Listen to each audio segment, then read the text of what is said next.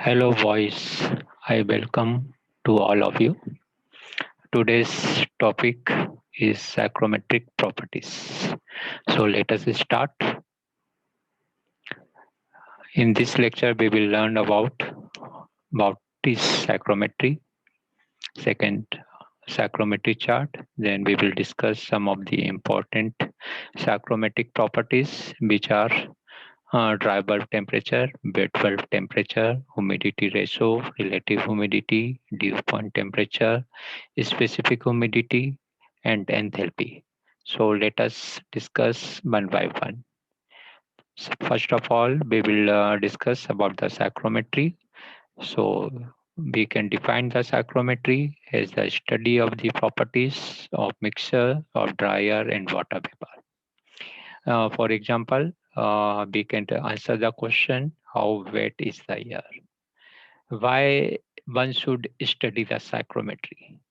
The answer to this question is to be able to analyze various processes involving in the moist air. For example, if the air is warm and wet, then what will be the air conditioning design required? That one can know if he have the depth knowledge of the psychrometry. Then the psychrometric chart.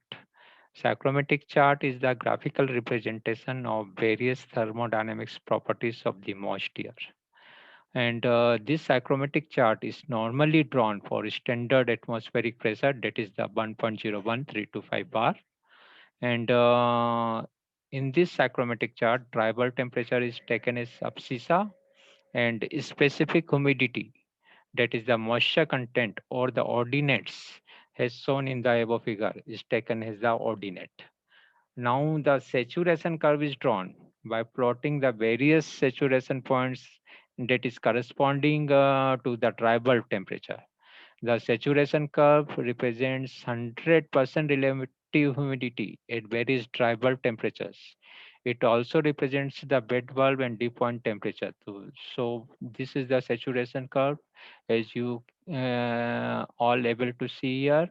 This is the saturation curve, and in this saturation curve, we can mark the wet bulb temperature and the dew point temperature also. And this is the typical example of the psychrometric chart. In this, all the lines of the major psychrometric properties has been expressed here, shown here. These are dry bulb temperature data taken as the abscissa, and the absolute humidity axis, that is taken as ordinate, and rest of the lines has been shown. This is the relative humidity line, which has been shown parallel to the saturation curve, and the value of relative humidity from right to left will going to be increased, and it will be the 100% at the saturation curve. Then this is the dew point. Dew point is the temperature at which the moisture starts to condense itself. So that has been also shown on the dew point, that is on the saturation curve. And the against the enthalpy one, enthalpy is also shown on this psychrometric chart by the inclined lines. Let us discuss one by one all the properties and its definitions, along with the position of this all various thermodynamic properties on the psychrometric chart. So these are the important psychrometric properties that we have to discuss here: dry bulb temperature, wet bulb temperature, dew point temperature, humidity ratio, relative humidity, specific volume, and enthalpy. So important psychrometric chart. First property is dry bulb temperature. So it is the equilibrium temperature of the mixture that indicates the ordinary thermometer temperature, denoted by the TDP or TDV, dry bulb temperature, that has been expressed by the normal ordinary thermometer, and it expresses the thermometer of the dry air. Then next is the wet bulb temperature. So it is the temperature indicated by a wet bulb thermometer, which has its temperature sensitive element, bulb, is covered with a wick soaked in water. It is denoted by TWV. So in this diagram, as you seen on the right hand side, that there is the one beak is soaked in water and has been overlapped on the sensor or sensitive element of the thermometer, and then it's provide the temperature that will be the minimum, or that will be lower than that of the dry bulb temperature. Then the next is the dew point temperature. Dew point temperature is the temperature at which condensation begins. When the moisture begins to condense, then that particular temperature at which condensation starts, when the air is cooled at constant pressure, then it is known by the name dew point temperature. And this all temperature, dry bulb temperature, has been shown by the abscissa line on the as shown in this figure. Tribals is shown on the abscissa on this psychrometric chart, and then wet bulb temperature is shown by the inclined lines. Wet bulb temperature are shown by the inclined lines, and the particular dew point temperature has been shown against the saturation curve, on the saturation curve.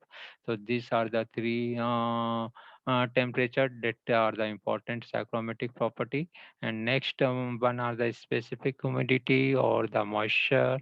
That is one can define the specific humidity or the moisture as the ratio of mass of water vapor to the mass of dry air.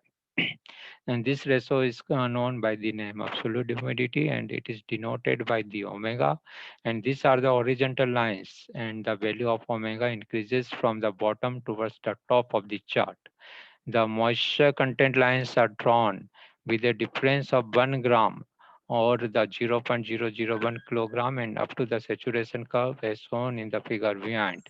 As we are seeing here in this figure, this is the ordinate which express the specific humidity or the humidity ratio, and its value will going to increases from bottom to the top of the this line. And these are the horizontal lines that can be expressed on the psychrometric charts. The next property is the relative humidity, and then we can define the relative humidity as the ratio between the actual moisture content of the air compared with the moisture content of the air required for saturation at the same temperature. So we can say that and that is the ratio between the actual moisture content to the maximum amount of moisture that a air can hold at the same temperature. The relative humidity lines are curved lines and follow the saturation curve. And generally, these lines are drawn with values 10%, 20%, 30%, and so on up to the 100%. The saturation curves represents 100% relative humidity, as we can see in the diagram. So this is the relative humidity line, and from this corner, right hand corner, it starts from 0%, 10%, 20%, 30, 40, and so on. And at the saturation, its value will be 100%. So this is the relative humidity that can be expressed on the psychrometric chart. Then our next property is the specific volume that has been expressed in meter cube per kilogram or cubic feet per pound. That can be defined as the number of cubic meters of moist air per kilogram of dry air, and it indicates the space occupied by the air.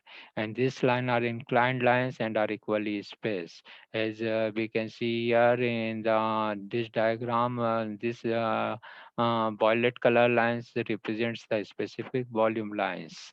And further, the next properties enthalpy that has been expressed in kilojoule per kilogram or BTU per pound, and that can be defined as the energy content of dry air and the moisture, and that is expressed in kilojoule per kilogram of dry air.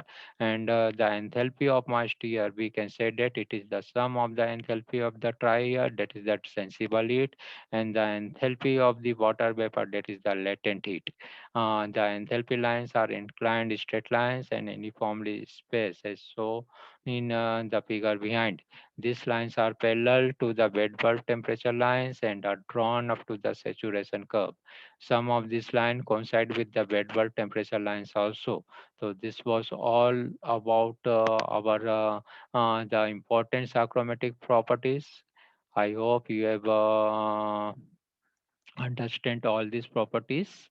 I thank you all for your patience listening.